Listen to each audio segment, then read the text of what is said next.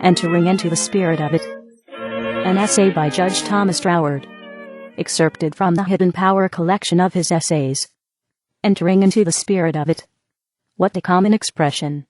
And yet how much it really means, how absolutely everything. We enter into the spirit of an undertaking, into the spirit of a movement, into the spirit of an author, even into the spirit of a game, and it makes all the difference both to us and to that into which we enter.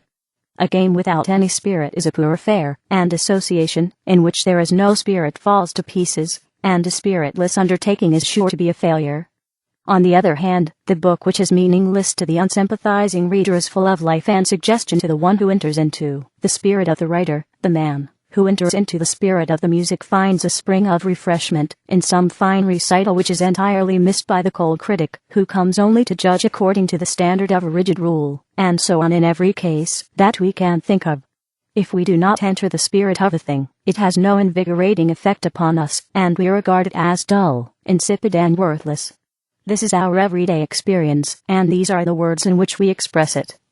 And the words are well chosen. They show our intuitive recognition of the spirit as the fundamental reality in everything, however small or however great. Let us be right as to the spirit of a thing, and everything else will successfully follow. By entering into the spirit of anything, we establish a mutual vivifying action and reaction between it and ourselves. We vivify it with our own vitality, and it vivifies us with a living interest which we call its spirit, and therefore the more fully we enter into the spirit of all with which we are concerned, the more thoroughly do we become alive. The more completely we do this, the more we shall find that we are penetrating into the great secret of life. It may seem a truism, but the great secret of life is its livingness, and it is just more of this quality of livingness that we want to get hold of. It is that good thing of which we can never have too much. But every fact implies also its negative, and we never properly understand a thing until we not only know what it is, but also clearly understand what it is not. To a complete understanding, the knowledge of the negative is as necessary as the knowledge of the affirmative, for the perfect knowledge consists in realizing the relation between the two, and the perfect power grows out of this knowledge by enabling us to balance the affirmative and negative against each other in any proportion that we will, thus giving flexibility to what would otherwise be too rigid, and form to what would otherwise be too fluid, and so, by uniting these two extremes, to produce any result we may desire. It is the old Hermetic saying, solidify the fluid, and dissolve the solid, and therefore, if we would discover the secret of entering into the spirit of it, we must get some idea of the negative, which is the not spirit.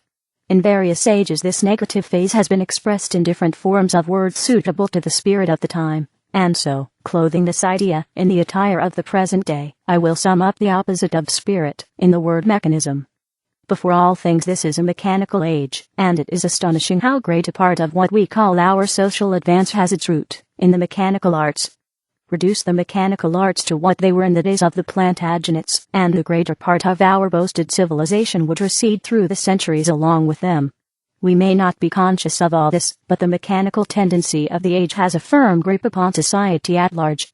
We habitually look at the mechanical side of things by preference to any other. Everything is done mechanically, from the carving on a piece of furniture to the arrangement of the social system. It is the mechanism that must be considered first, and the spirit has to be fitted to the mechanical exigencies. We enter into the mechanism of it instead of into the spirit of it, and so limit the spirit, and refuse to let it have its own way, and then, as a consequence, we get entirely mechanical action, and complete our circle of ignorance by supposing that this is the only sort of action there is. Yet this is not a necessary state of things even in regard to physical science, for the men who have made the greatest advances in that direction are those who have most clearly seen the subordination of the mechanical to the spiritual.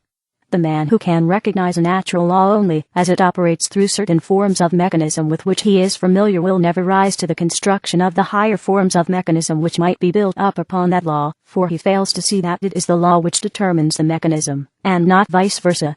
This man will make no advance in science, either theoretical or applied, and the world will never owe any debt of gratitude to him.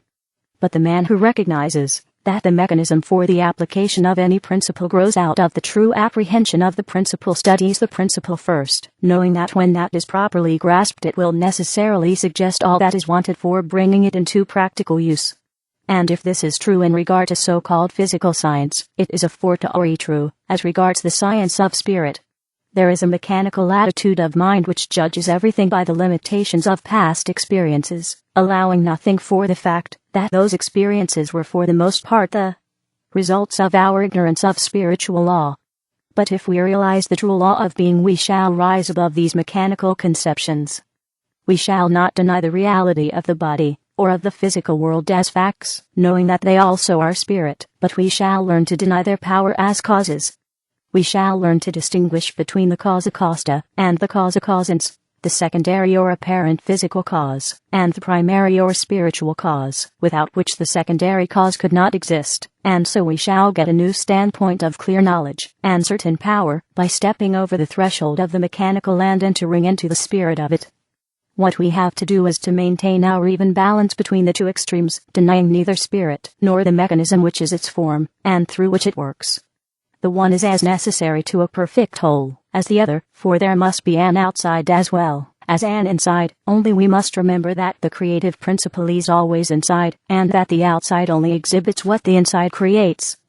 Hence, whatever external effect we would produce, we must first enter into the spirit of it and work upon the spiritual principle, whether in ourselves or others, and by so doing our insight will become greatly enlarged, for from without we can see only one small portion of the circumference, while from the center we can see the whole of it.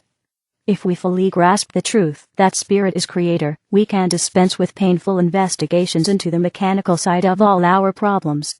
If we are constructing from without, then we have to calculate anxiously the strength of our materials, and the force of every thrust and strain to which they may be subjected, and very possibly after all we may find that we have made a mistake somewhere in our elaborate calculations. But if we realize the power of creating from within, we shall find all these calculations correctly made for us, for the same spirit which is creator is also that which the Bible calls the wonderful numberer. Construction from without is based upon analysis, and no analysis is complete without accurate quantitative knowledge, but creation is the very opposite of analysis, and carries its own mathematics with it. To enter into the spirit of anything, then, is to make yourself one in thought with the creative principle that is at the center of it, and therefore why not go to the center of all things at once, and enter into the spirit of life? Do you ask where to find it? In yourself, and in proportion as you find it there, you will find it everywhere else. Look at life as the one thing that is, whether in you or around you. Try to realize the livingness of it, and then seek to enter into the spirit of it by affirming it to be the whole of what you are. Affirm this continually in your thoughts, and by degrees the affirmation will grow into a real living force within you, so that it will become a second nature to you, and you will find it impossible and unnatural to think in any other way, and the nearer you approach this point the greater you will find your control over both body and circumstances. Until at last you shall so enter into the spirit of it, into the spirit of the divine creative power which is the root of all things, that, in the words of Jesus, nothing shall be impossible to you, because you have so entered into the spirit of it that you discover yourself to be one with it. Then all the old limitations will have passed away, and you will be living in an entirely new world of life, liberty, and love, of which you yourself are the radiating center.